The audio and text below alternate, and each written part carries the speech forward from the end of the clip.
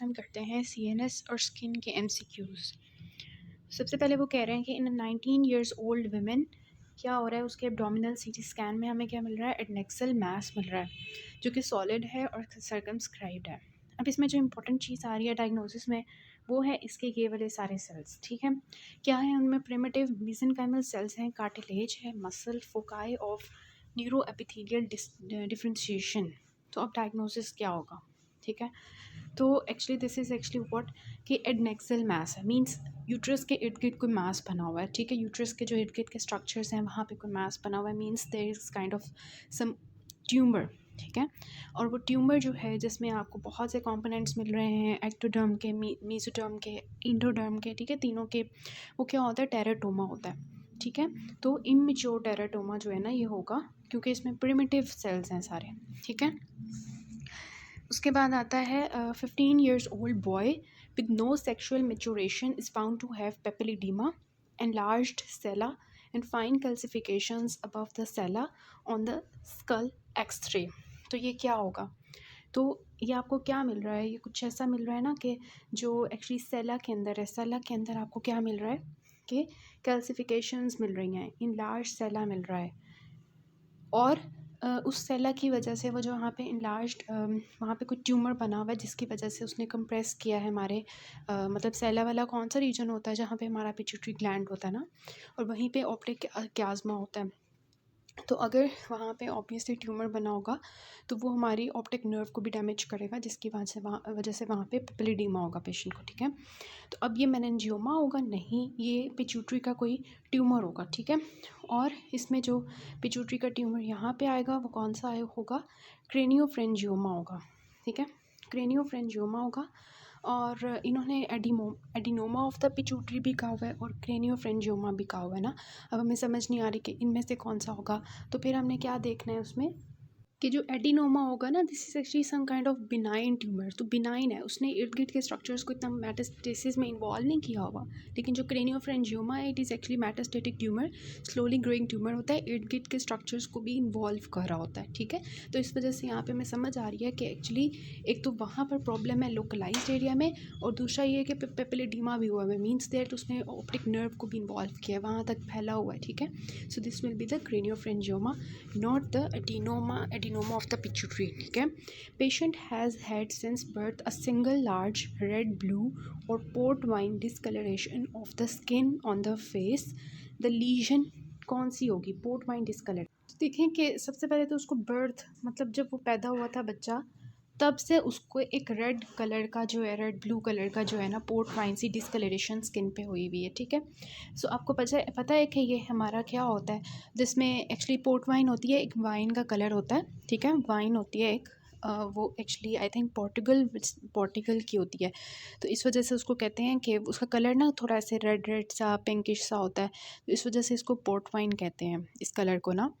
तो अब ये उसकी स्किन के ऊपर है, बच्चे के ऊपर है, तो आपको पता है कि कैपिलरी हेमेंजियोमा होता है एक, वो भी इस कलर का होता है। तो ये क्या होगा, हेमेंजियोमा होगा, most probably the capillary haemangioma, जो कि बच्चों में होता है, और कैवर्नस जो होता है वो थोड़ा एडल्ट्स में जाके होता है। माइस्थेनिया ग्रेविस के अंदर कौन से रिसेप्टर्स लॉस्ट होते हैं, तो यू नो दैट उसमें एसिटाइलकोलिन के रिसेप्टर्स खराब हो जाते हैं, उसके अगेंस्ट ऑटो एंटीबॉडीज़ बन जाती हैं, तो वहाँ पे जो एसिटाइलकोलिन होगी उसकी प्रॉब्लम आएगी ना। Acetylcholine receptors are actually lost in the myasthenia gravis.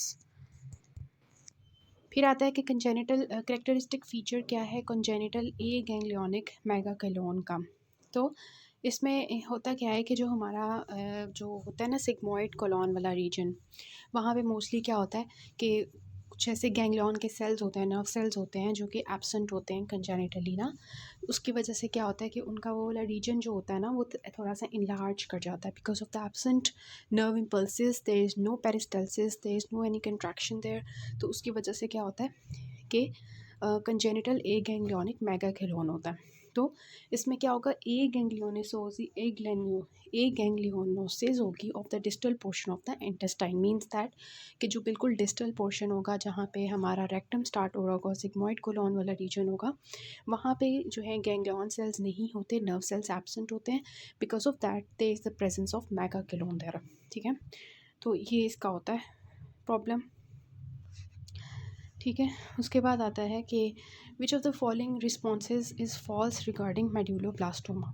तो मेड्यूलोब्लास्टोमा जो होता है ना, ये बच्चों के अंदर होता है। पहली बात हमने पढ़ा था कि चाइल्डहुड ट्यूमर्स होते हैं ब्रेन के कुछ, उनको चाइल्डहुड ट्यूमर्स में पाइलोसाइटिक एस्ट्रोसाइटोमा होता है, फिर वी हैव द ज़ेंथोएस्ट्रोसाइटोमा होता है, प्लियोमॉर्फिक ज़ेंथोएस्ट्रोसाइटोमा होता है, मेड्यूलोब्लास्टोमा होता है।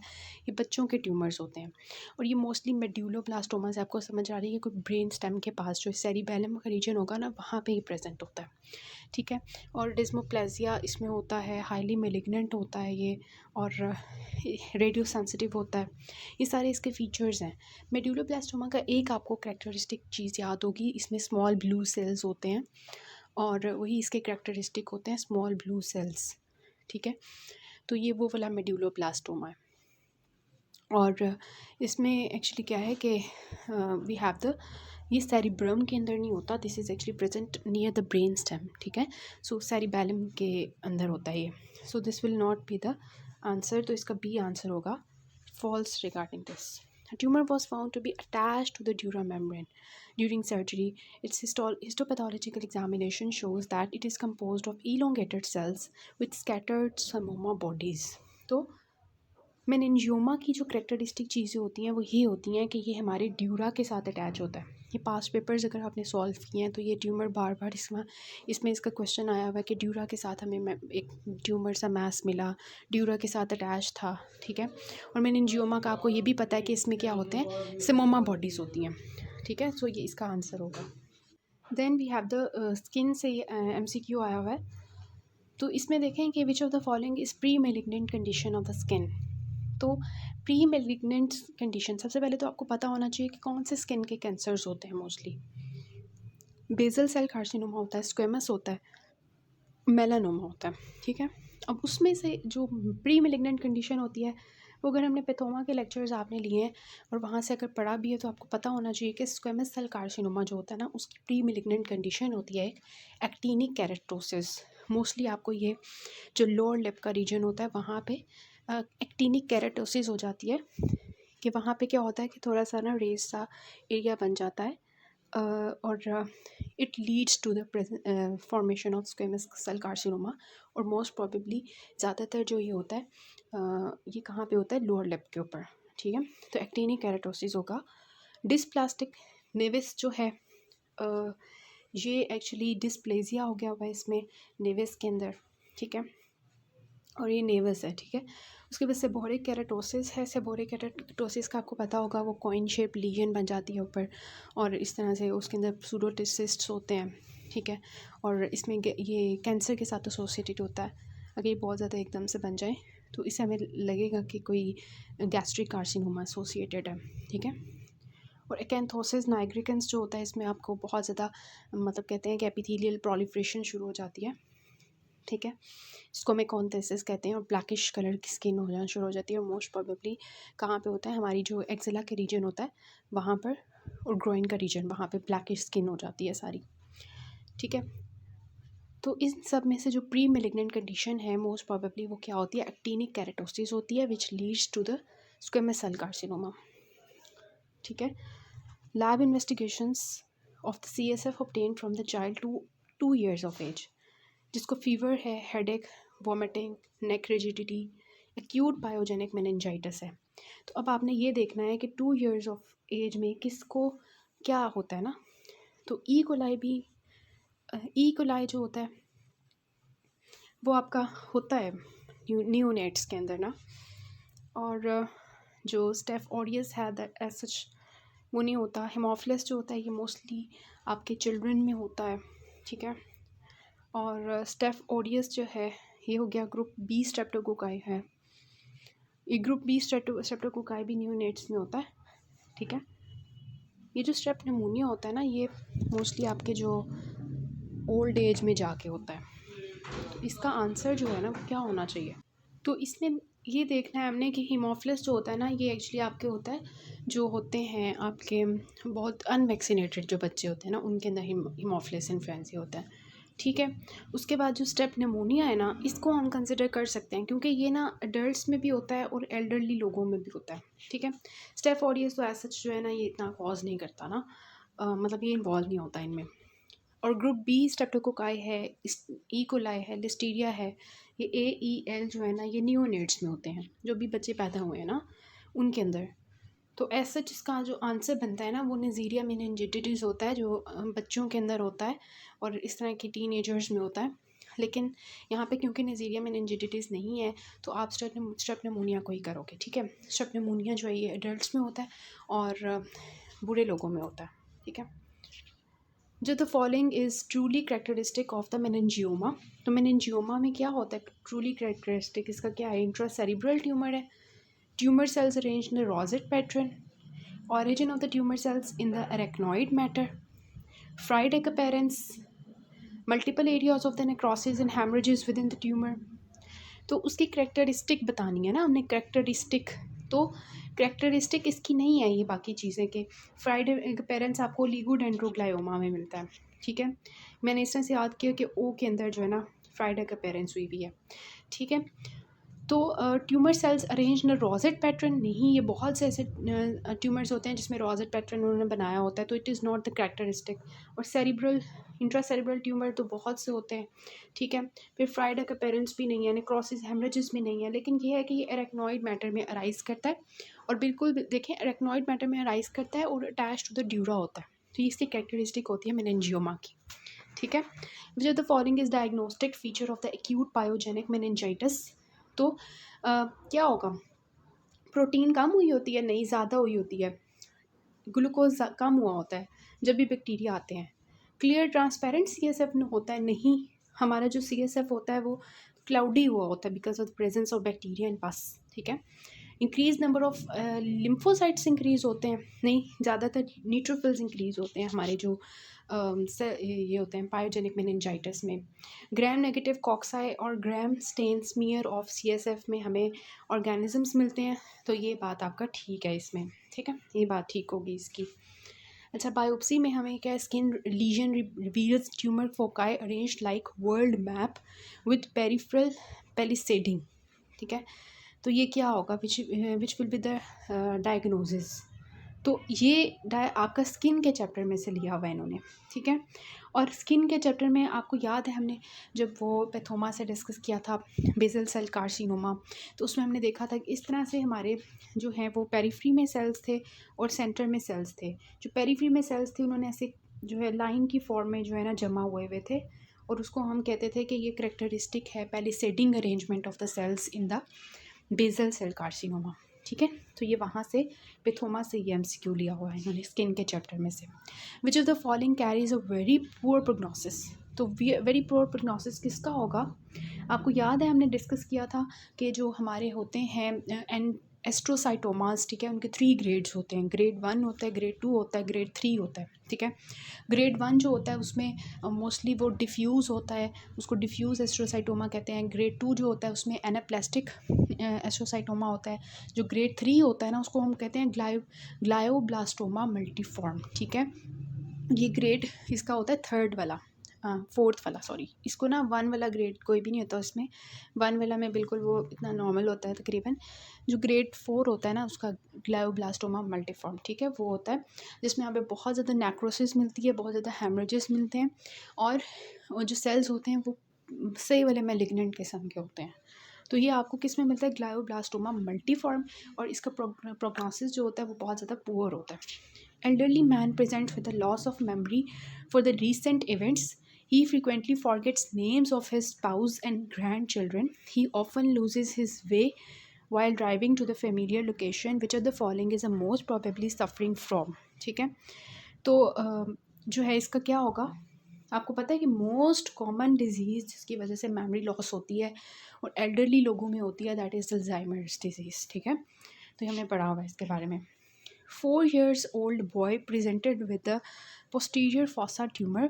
Biopsy reveals sheets of small round blue cells with a hyperchromatic nuclei. तो ये कौन से होते हैं, अभी मैंने पीछे भी रिवाइज किया था, मेड्यूलोब्लास्टोमा में, ठीक है। इसके कैरेक्टरिस्टिक सेल्स होते हैं छोटे छोटे ब्लू कलर के सेल्स होते हैं, ठीक है, और हाइपरक्रोमैटिक न्यूक्लियाई होते हैं उनमें। तो ये हो गया। फिर होता है 50 years old male present with the pigmented skin lesion on the foot which has recently increased in size along with the inguinal lymphadenopathy. FNAC of the lymph node reveals atypical pigmented cells with necrotic background. ठीक है, necrotic background है, atypical pigmented sales मिल रहे हैं हमें। तो आपको क्या मिल रहा है? पिगमेंटेड स्किन लिए मिल रही है सबसे पहली बात, ठीक है। साइज़ उसका इंक्रीज हो रहा है एकदम से, वो जो पिगमेंटेड सा एरिया था ब्लैक कलर का, ठीक है, वो एकदम से उसका साइज़ इंक्रीज होना शुरू हो गया और उसने इर्द गिर्द के जो इन्ग्वानल लिम्फेडेनोपैथी करवा दी। जब हमने उसके एफनैक किया, पिगमेंटेड सेल्स हमें मिले एटिपिकल किस्म के और उनका नेक्रोटिक बैकग्राउंड था, ठीक है। मतलब this is some kind of कि आपका कोई ट्यूमर है और पिगमेंटेड सेल्स का ट्यूमर है, तो पिगमेंटेड सेल्स का जो ट्यूमर होता है डैट इज़ मैलिग्नेंट मेलानोमा, ठीक है। Malignant melanoma, it is malignant, ठीक है। तो ये इसका आंसर होगा, malignant melanoma. A thyroid specimen reveals marked lymphocytic infiltration and scattered lymphoid follicles with the germinal centers on the histological examination. Follicular cells exhibit oxyphilic change with numerous Hürthl cells. Which type of hypersensitivity out of the following options you expect in this patient? तो कौन सी इसमें जो है वो होगी? Type 4 hyper sensitivity होती है। ऑक्सीफिल sales आपको किस में मिलते हैं? Germinal centres, lymphoid follicles, chronic lymphocytic thyroiditis में मिलते हैं ना, विच इज़ एक्चुअली व्हाट जो है हर्थल सेल्स इसमें आपको मिलते हैं। दिस इज़ एक्चुअली हैशिमोटो थायरोइडाइटिस, ठीक है। और हैशिमोटो थायरोइडाइटिस होता है, it is actually having the type 4 hyper sensitivity reaction, जिसमें आपके क्या होंगे? लिम्फोसाइट्स होंगे, टी लिम्फोसाइट्स होंगे, ठीक है। विच of the following is immune mediated peripheral neuropathy? तो इम्यून मेडिएटेड पेरिफेरल न्यूरोपैथी क्या है कि आपकी नर्व्स इन्वॉल्व हो रही हैं, इम्यून मेडिएटेड है, और वो कौन सा है? गुआन-बेरी सिंड्रोम है, ठीक है, गुआन-बेरी सिंड्रोम है, ठीक है। बाकी ये देखें, गुआन-बेरी सिंड्रोम में होता क्या है कि ऑटो इम्यूनिटी की वजह से हमारी जो नर्व्स होती हैं वो डैमेज होना शुरू हो जाती हैं, ठीक है, और पेशेंट जो है वो पैरालिसिस में चला जाता है आहिस्ता आहिस्ता ना, तो उसको हम कहते हैं गुआन-बेरी सिंड्रोम। और ये क्यों होता है? ऑटो इम्यूनिटी की वजह से।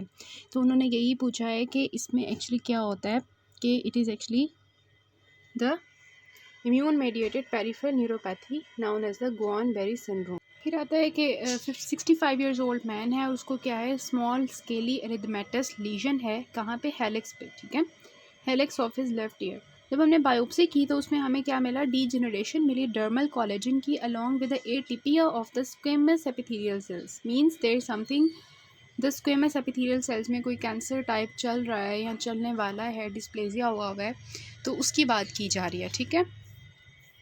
उसके बाद वो कह रहे हैं कि however does not involve the full thickness of the epidermis, ठीक है, मतलब थोड़ी जगहों पे डिस्प्लेसिया हुआ है, सारी एपिडर्मिस इन्वॉल्व नहीं है, ना वो इन्वेसिव है, ठीक है, अभी वो शुरू होने वाला है, उसके बाद सेल कार्सिनोमा की तरफ वो प्रोग्रेस कर रहा है, and no invasion into the underlying tissue is seen, ठीक है।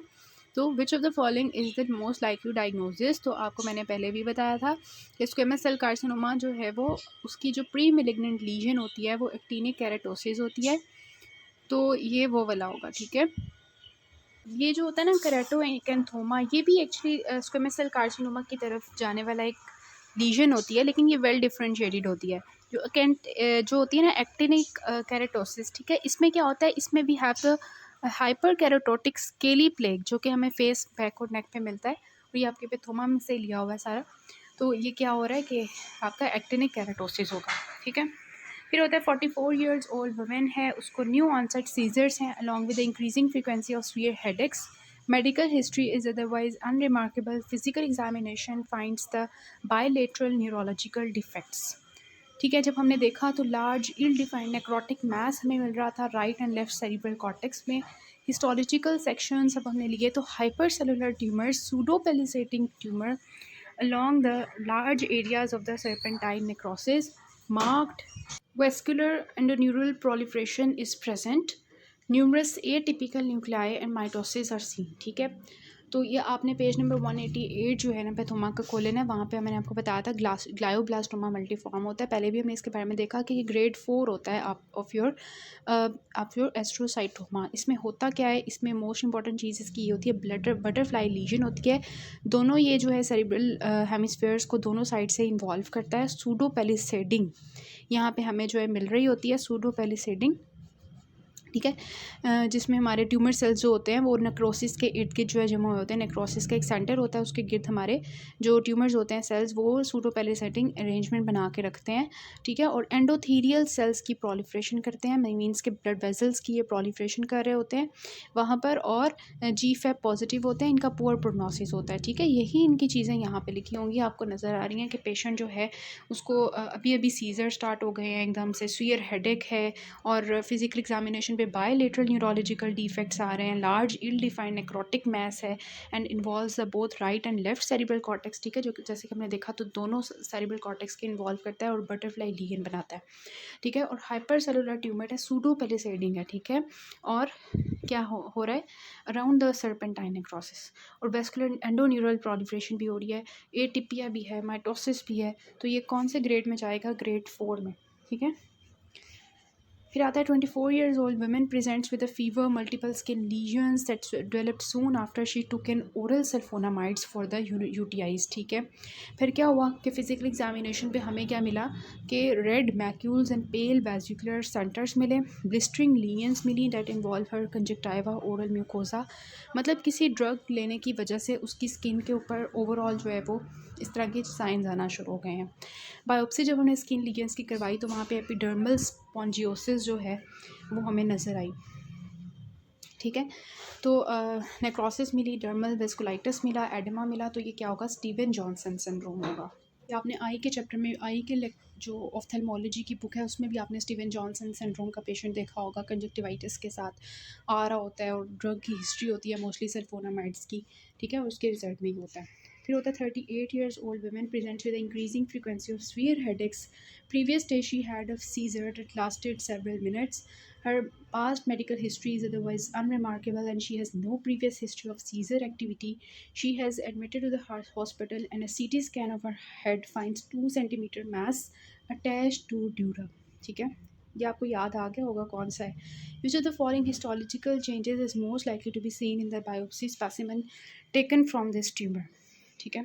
तो हमने हिस्टोलॉजिकली जो है बताना है कि कौन सी चीज़ होती है इसमें। ये क्या होगा, मेनिंजियोमा होगा ना, और इसकी करेक्टरिस्टिक चीज़ क्या होती है, सेमोमा बॉडीज़। तो वर्ल्ड अपेरेंस विद सेमोमा बॉडीज़, ठीक हो गया।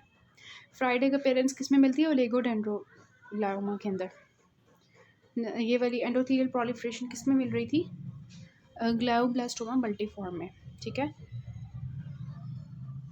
फिर आता है ये जो होते हैं, क्या नाम है इनका, ये आपके जो रोजेट्स होते हैं, रोजेट्स, ठीक है। रोजेट्स होते हैं वो आपको किस में मिल रहे होते हैं, आपको मिल रहे होते हैं मोस्टली पाइलोसाइटिक कैस्ट्रोसाइटोमास में भी मिल रहे होते हैं, रोजेंथल फाइबर्स हैं, और मोस्टली ये जो होते हैं ना मेड्यूलोब्लास्टोमा, इसके अंदर आपको स्मॉल ब्लू सेल्स मिलते हैं, होमोराइट रोजेट्स मिलते हैं, ठीक है। अच्छा, उसके बाद विच of the following is not the tumour of central nervous system. तो आपको पता है रेटिनोब्लास्टोमा जो होता है ये आई का ट्यूमर होता है, वैसे भी आपको पता है, और बाकी के सारे ट्यूमर्स आपने पढ़े हुए हैं कि CNS के होते हैं। तो ये थोड़े ही MCQs थे इसके। This is all about this chapter.